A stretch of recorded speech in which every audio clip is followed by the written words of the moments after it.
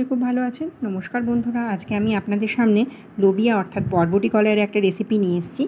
এটাকে আপনারা কে কী বলেন অবশ্যই কমেন্টে জানাবেন। আমি লোবিয়াটাকে সারা রাত ভিজিয়ে রেখেছিলাম। তারপরে এটাকে একটা প্রেশার কুকারে পরিমাণ মতো জল দিয়ে এর মধ্যে আমি নুন, হলুদ আর একটু তেল দিয়ে আমি কিন্তু এটাকে 4 থেকে 5টা সিটি দিয়ে নিয়েছি। তারপরে কড়াইতে দেখুন তেলটা গরম হয়ে গেছে, কড়াইতে তেল দিয়ে দিয়েছি। এরপরে আমি এর মধ্যে গোটা জিরে ফোড়ন দিয়েছি, আর দেখতেই পাচ্ছেন আমি এর মধ্যে পেঁয়াজ দিয়ে দিয়েছি, একটু বেশি পরিমাণে পেঁয়াজ দিয়েছি। পেঁয়াজ দিয়ে আমি পেঁয়াজটা হালকা করে যতক্ষণ ভাজা হয়ে গেছে আমি কিন্তু মশলা করে নিয়েছি। মশলার মধ্যে দিয়েছি 1/2 চামচ আদা বাটা, 1/2 চামচ রসুন বাটা, 1/2 চামচ লঙ্কা গুঁড়ো, 1/2 চামচ জিরে গুঁড়ো, 1/2 চামচ কিন্তু ধনিয়া গুঁড়ো। এরপরে কিন্তু আমি মশলাটা একটু জল দিয়ে সবগুলোকে একত্রিত করে কিন্তু আমি এর মধ্যে দিয়ে দিয়েছি।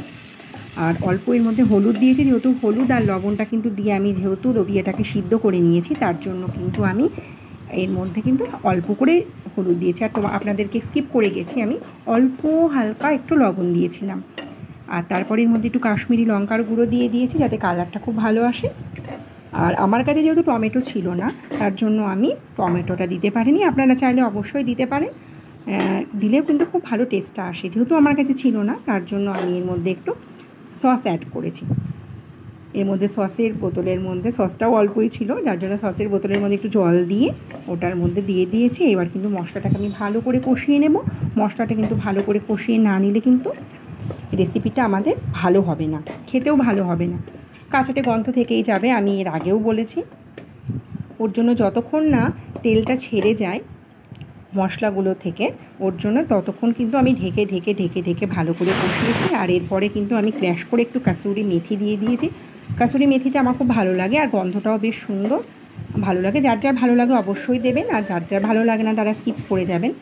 আর এর মধ্যে কিন্তু আপনারা নামানোর আগে একটু কিন্তু আপনি ধনিয়া পাতাও গ্রেট করে আপনারা কিন্তু দিতে পারেন, তাহলে কিন্তু খুব ভালো হয়। আমার কাছে যেগুলো ছিল না সেই জন্য আমি দিতে পারিনি। আপনারা অবশ্যই চাইলে দিতে পারেন, এটা কোনো অসুবিধা নেই।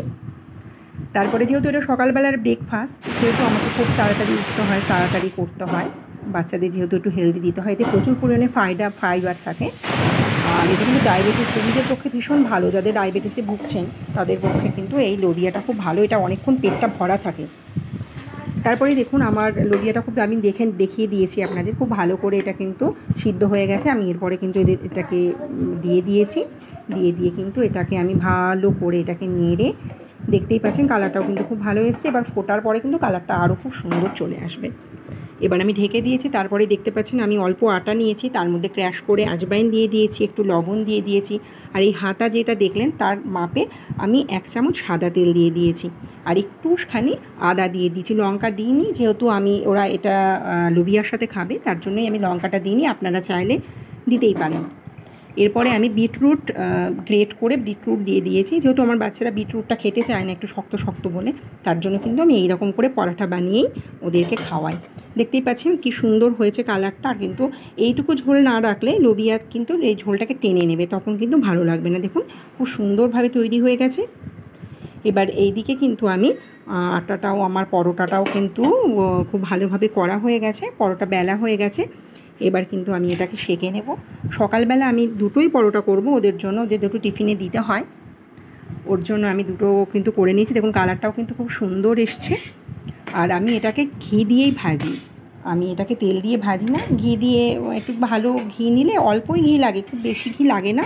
আপনারা চাইলে বাচ্চাদের যেহেতু দেবেন একটু ঘি দিয়েই ভাজার চেষ্টা করবেন, তাহলে ওদের খুব ভালো হয়ে যাবে, হেলদি হয়ে যাবে ওদের ক্ষেত্রে। আর ঘিটা খাওয়া কিন্তু ভীষণ ভালো, বাচ্চাগুলোর পক্ষে ব্রেনও কিন্তু খুব শার্প হয়।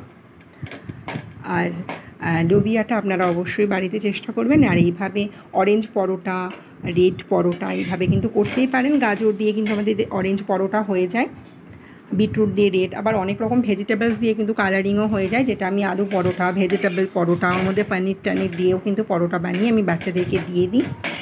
ওদের টিফিনে দিতে হবে, ওরা সকালে যেহেতু এটা টিফিনে নেবে, তার জন্য আমি কিন্তু খুব তাড়াতাড়ি এটাকে বানাই।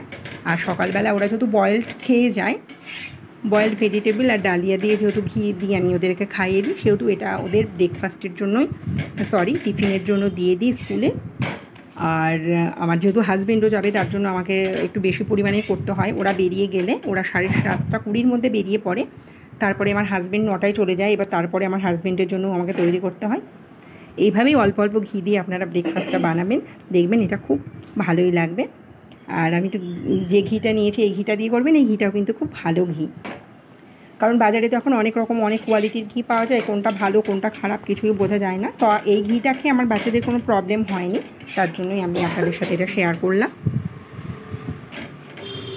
আর দেখতেই পাচ্ছেন আমি খুব হালকা হালকা করে ভেজেছি। আর পরোটাগুলোও কিন্তু খুব ভালোভাবে ভাজা হয়ে গেছে।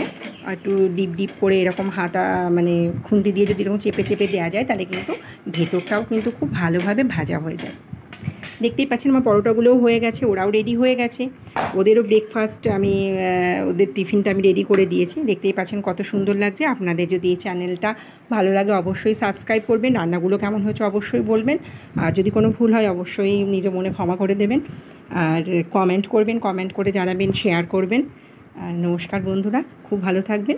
আমি সাজিয়ে গুছিয়ে আমার হাজব্যান্ডকে খেতে দিয়ে দিয়েছি। এখন আজকের মতো এখানেই, ধন্যবাদ সবাইকে, খুব ভালো থাকবেন।